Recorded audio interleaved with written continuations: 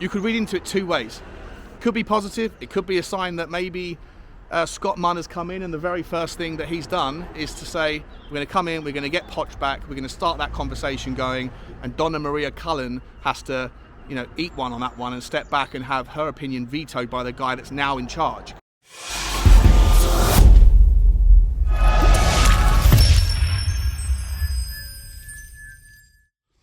Morning, everybody. How you doing? Welcome back to the Spurs Talk Show. I'm Sean Butler.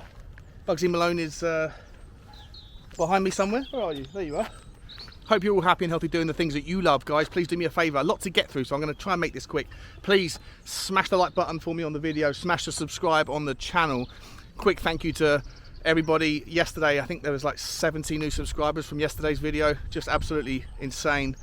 Massive hello to you guys. Welcome to the team. Hope you enjoy your stay.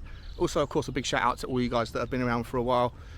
Love and appreciate you all and the support you give to the channel. It means the world when we take out the dog every day. Keeps it interesting. Hit the notification bell as well whilst you're there and drop a comment. Let me know your thoughts. Want to talk to you guys today about 3 different topics, and hopefully they're all going to merge into one with a little bit of speculation and a little bit of hypothesis going on.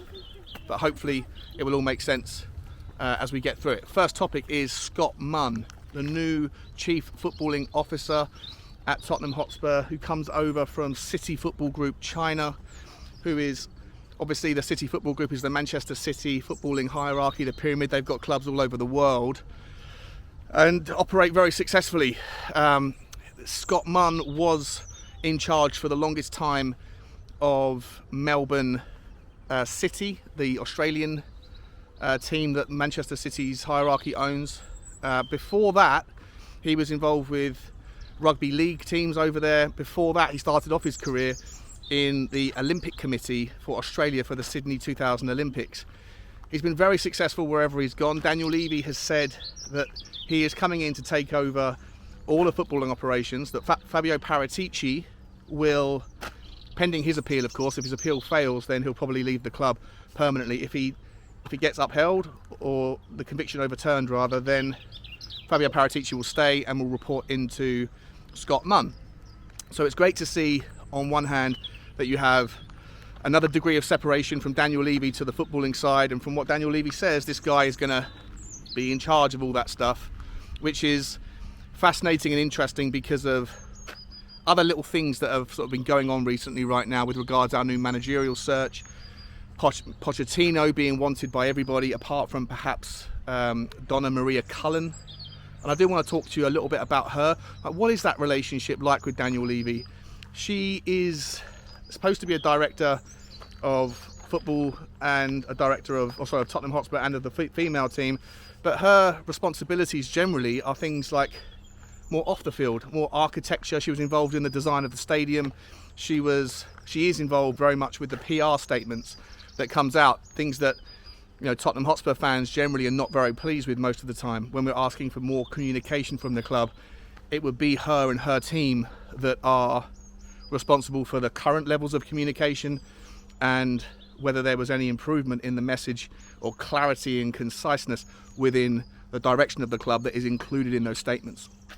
So I want to merge those two kind of entities, and how her relationship with Daniel Levy is having an impact on some of the footballing decisions that it shouldn't, and how Scott Munn coming in, hopefully, and apparently having a boardroom seat, is going to be that degree of separation and allow Tottenham to keep the businessmen doing the business and the footballing guys doing the footballing things, which is great, right? Which is what everyone wanted. Those who wanted Levy out, well, maybe this is some sort of compromise where you get Levy to step back.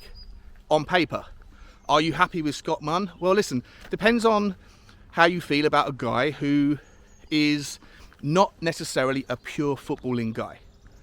Right, he's come from Olympics. I think, judging by his bio that I've read on LinkedIn, he is a massive cycling enthusiast. That's probably how he got involved in the Australian Olympic Committee way back, 23 years ago. But in any event, he did incredibly well there. He got then moved into rugby league in Australia. Rugby league in Australia is a massive sport. I've lived in Australia for a few years. It's absolutely huge over there. And he was very, very successful in his time working in that department, or in that area. And then from there, his promotion, his success allowed him the opportunity to move to Melbourne City. So he's kind of crossbred across the kind of Australian sporting environment. And that might sound like a problem to a lot of people. People might remember Clive Woodward, the rugby union, the England rugby union chief, the manager and basically the CEO as well, who took England to the 2004 Rugby World Cup final in Australia, funnily enough, and won with Johnny Wilkinson. He then, when he retired from England, he then moved into some sort of sporting executive director role at Southampton under Peter Rowe, the then Southampton chairman, or Rupert Lowe, sorry, not Peter Lowe, Rupert Lowe. And it didn't work out. And people in England reflected on that, be a master of one, don't be a jack of all trades. You can't really kind of transfer those competencies and capabilities too seamlessly. If Clive Woodward can't do it, then nobody else can, was the kind of outcome. But this guy, Scott Munn, has already done it successfully. And when I say successfully, here's the story of Melbourne City. They were an average mid-table to lower half team for the longest time in Australia in the A-League. He came in, I think 9 years ago. They were about 7th out of 12 teams. Got them to 6th, got them to 4th. Then they started to kick on properly. I think in 2018 they finished 2nd. 2019 they won the A-League, all because of his efficiencies and his insights and his overall strategy with how to get better performance, I guess, get better structures in place. He then got promoted out of Melbourne into the City Football Group, as I said before, which is Manchester City's football pyramid.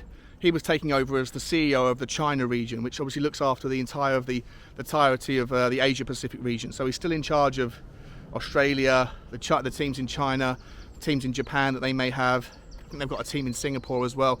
So he's taken over all of that with the youth setup, the youth development, recruitment, scouting, everything. He was in charge of all of that for Citigroup, which is a wonderful, successful achievement. But what happened furthermore with Melbourne after he left, the guy who took over was his deputy, his understudy. And that guy continued to work under his instruction, or under his methodology, almost like an Arteta to a Pep Guardiola. And Melbourne won the season, the A-League title in back-to-back years for the first time ever, last season. And this season, they are currently first with a few games to go, and they're 5 points clear with a game in hand. So it's in all likelihood, they're going to have won the title 3 years on the bounce, which is an incredible achievement for a team that were, I guess you could argue, sort of where Tottenham were in the Premier League, 15 years ago. Like mid to lower half. And he took them on and on and on. Now, I understand that the gap in confidence that people may have, if not about the transitions of skills from one sport to another, is maybe about the level of quality and the step up that it would take to go from the Australian system to the European system.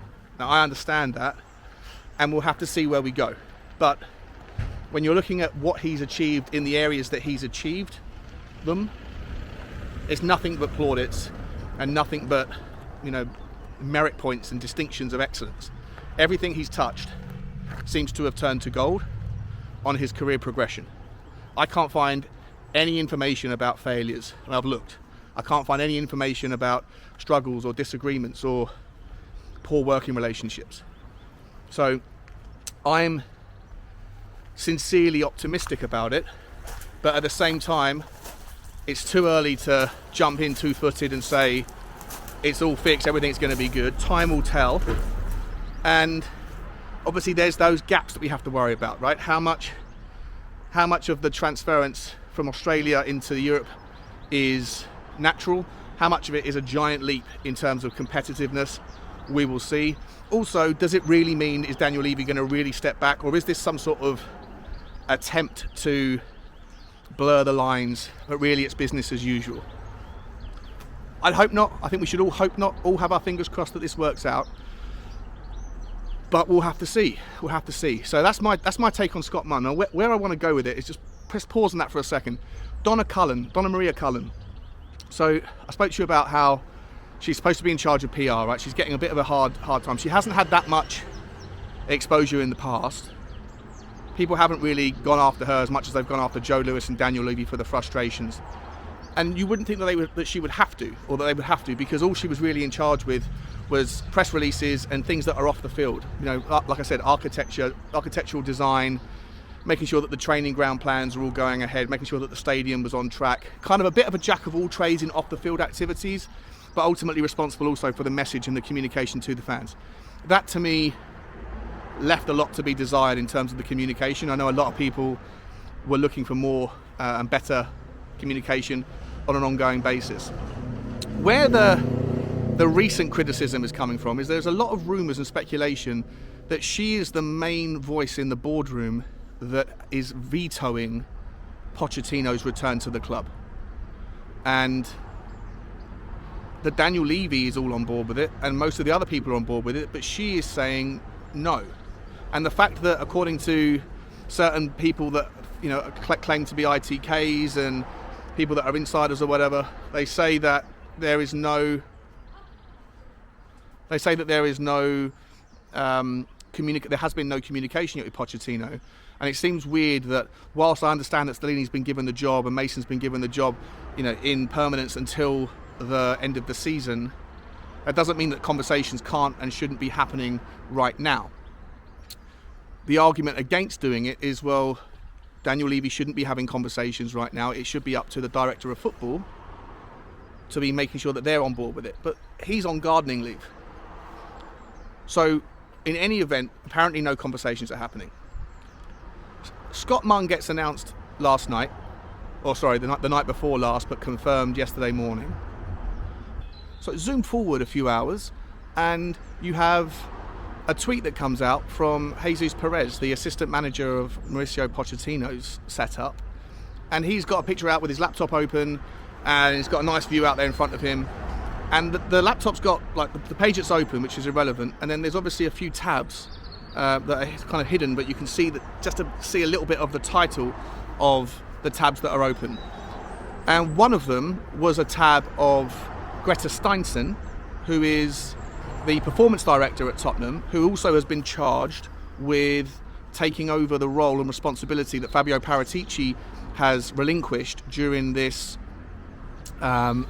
period of uncertainty for him until the appeal is done, whilst he's on gardening leave. If the appeal is upheld and the conviction overturned, he'll come back in, Steinsen will move back to his usual role. If not, then I'm guessing Fabio Paratici will resign, and they'll either bring somebody else in or give Steinsen the job, whatever. But so one of the tabs was about him. Another tab was a Daily Mail article that was very incendiary and pretty nasty in its delivery of the journalist's opinion of who would work for Tottenham. Why would any manager want to come to Tottenham right now? And so Perez he's doing his work, or whatever, but he's got two tabs open. One of them is looking into the sort of people that he would be working with, I guess, if Pochettino was to get hired and he was to get rehired as the assistant manager. And the other one is an article that suggests a reason why not to join the club. So there's two ways that you can really look at that, guys. One of them is it's a natural oversight of him just to be getting on with his work and putting up a nice picture, and didn't think that there'd be beady-eyed Tottenham supporters that were zooming in with like 4K pixels in their camera or whatever, or in their screen, to be able to figure out what was on the other tabs. The other is, was he sending a message to Tottenham fans that, as part of the speculation, that actually they haven't been approached by Tottenham, such as what has been touted by all the media, that Daniel Levy and Paratici or Steinsen or whatever, none of them have actually approached Tottenham Hotspur at all, and that this is their way of staying silent on the topic, but at the same time saying, we haven't been approached, but guess what, if we were approached we wouldn't want to come anyway. I don't know. you could read into it two ways. Could be positive. It could be a sign that maybe Scott Munn has come in, and the very first thing that he's done is to say, we're going to come in, we're going to get Poch back, we're going to start that conversation going, and Donna Maria Cullen has to, eat one on that one and step back and have her opinion vetoed by the guy that's now in charge. Because the timing is only a little bit coincidental. It's a little bit suspicious. So we'll figure out that as we go through the week. Could be Scott Munn coming in, made an impact decision to go, we want Pochettino, I'll be the guy who's dealing with Poch, not Donna Maria Cullen. Remember, Donna Maria Cullen put out a statement back in 2018, said that they were relaxed about the transfer policy, and that when Pochettino was asked for an interview, he said, I'm not relaxed. As a coach, I can't be relaxed. Of course I'm not relaxed. I'm paraphrasing, but essentially went against the grain of what Donna Maria Cullen said. That could be the cause of the conflict and the reason why Donna Maria Cullen doesn't want him back. It's all very interesting. Me personally, I'm going to choose to sit on the fence on this one and say it could go either way, but I'm hoping that Poch comes back, because I don't think we're going to get my first choice, which was Nagelsmann. Poch would be my second choice. If he comes back in and this guy Scott Munn immediately overrules a decision that currently had been vetoed by Donna Maria Cullen, and that Daniel Levy's listening to Scott Munn instead of her, that to me is positive and things to be cheerful about. Let me know your thoughts, guys. I'm going to wrap it up and get ready for the game. Like, share and subscribe. As always, bye-bye.